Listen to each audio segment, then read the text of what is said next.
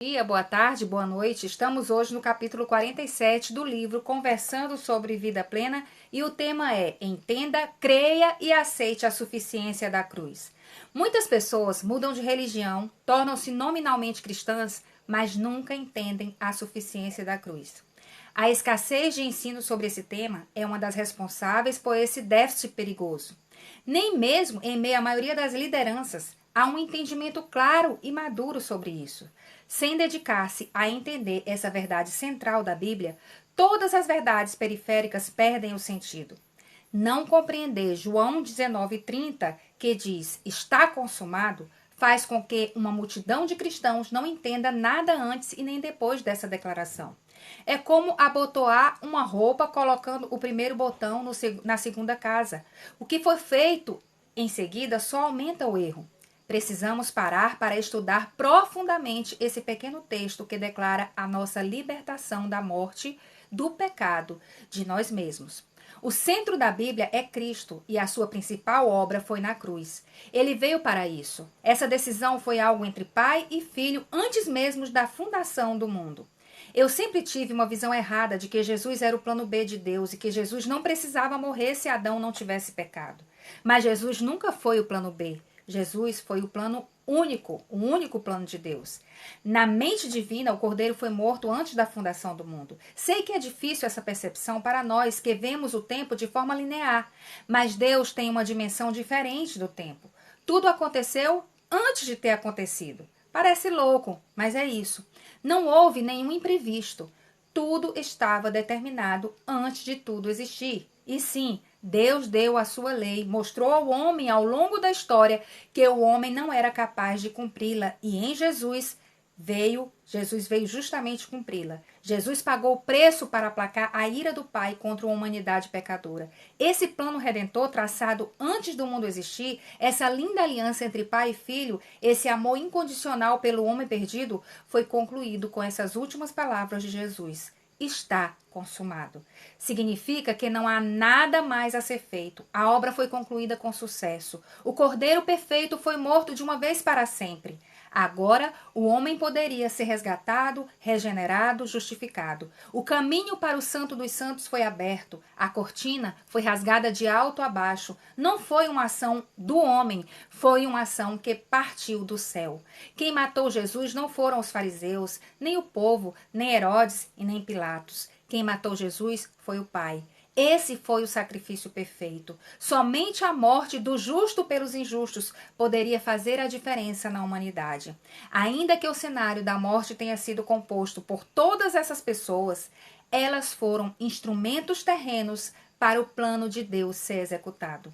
Antes de estar consumado, o ser humano vivia de sacrifícios e ofertas pelo pecado que somente encobriam suas mazelas, mas não as removiam. O ser humano não tinha condições de vencer o pecado, somente de reconhecê-lo. Mas Jesus, Deus homem, se sacrificou naquela cruz para dar a todos os que creem o poder sobre o pecado e a morte eterna. Esse grande presente precisa ser recebido pela fé. Não basta entender, mas crer e receber. Muitas pessoas têm dificuldade de acreditar nessa verdade, pois ela é maravilhosa demais para ser verdade. Porém, temos um Deus maravilhoso e é a mais pura e poderosa verdade. Deus deseja ter um relacionamento com o homem, mas Deus não é um Deus de mortos, e sim de vivos. Sem Jesus, o homem está morto em seus delitos e pecados. Deus nos vivificou através de seu Filho para ter um relacionamento de amor conosco. Isso é algo tremendo. Ele nos amou primeiro. Ele planejou e executou o plano de chegar a cada um de nós. E nós precisamos crer nesse plano, nesse amor e dar um passo em direção a esse relacionamento eterno.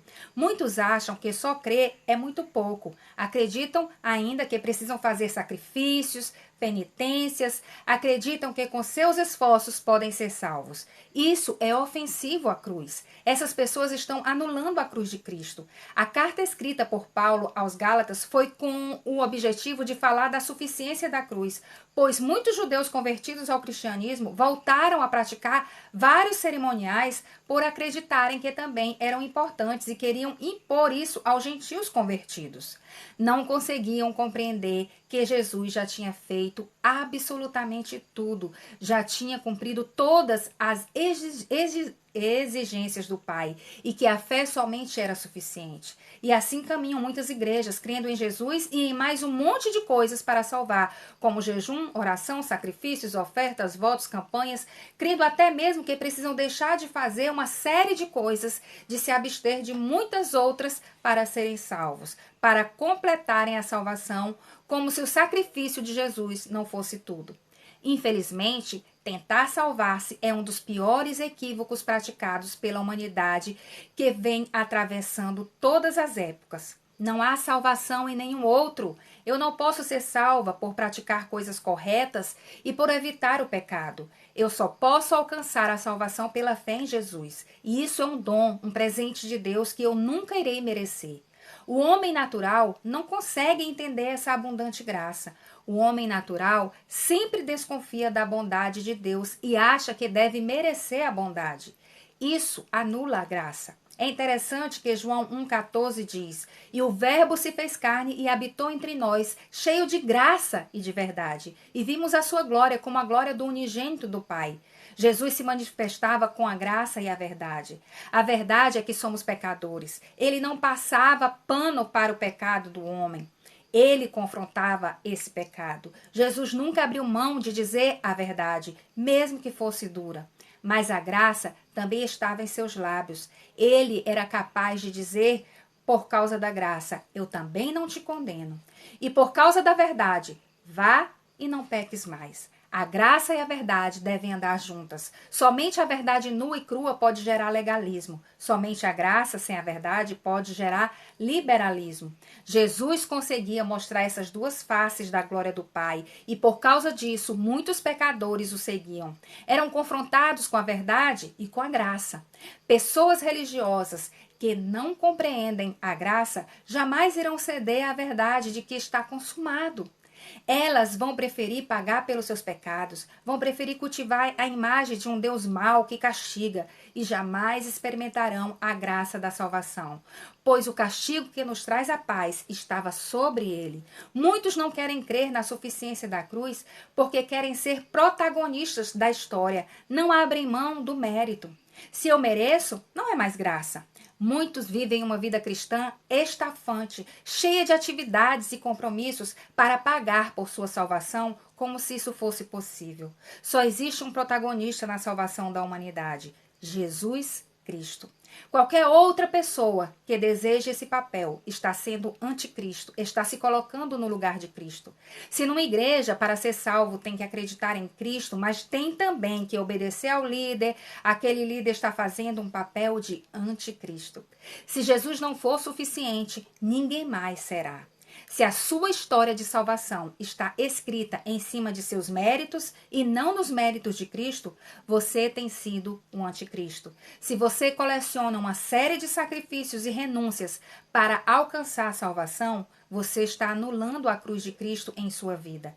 A vida plena passa por esse entendimento que eu preciso compreender, crer e receber esse sacrifício que me salva e é o único meio capaz de me reconciliar com Deus. Em Jesus eu sou aceita por Deus. Deus não me aceita por causa de nada que eu tenha feito de bom ou pelo mal que eu evito. Deus não me aceita por causa de quem eu sou. Ele me aceita por causa da fé que eu deposito em seu Filho, por crer no plano redentor e entrar nessa aliança simplesmente pela fé. Perguntas para a discussão. Você já compreendeu a suficiência da cruz? Explique. Você já creu na suficiência da cruz? Você já recebeu a suficiência da cruz? Se alguém lhe perguntar sobre a frase dita por Jesus, está consumado, o que você explicará? A verdade sem a graça gera legalismo. A graça sem a verdade gera liberalismo. Em qual das duas tendências você vive? A cruz tem sido suficiente em sua vida? Ou você tem feito coisas e tem sido alguém que tenta alcançar a sua salvação?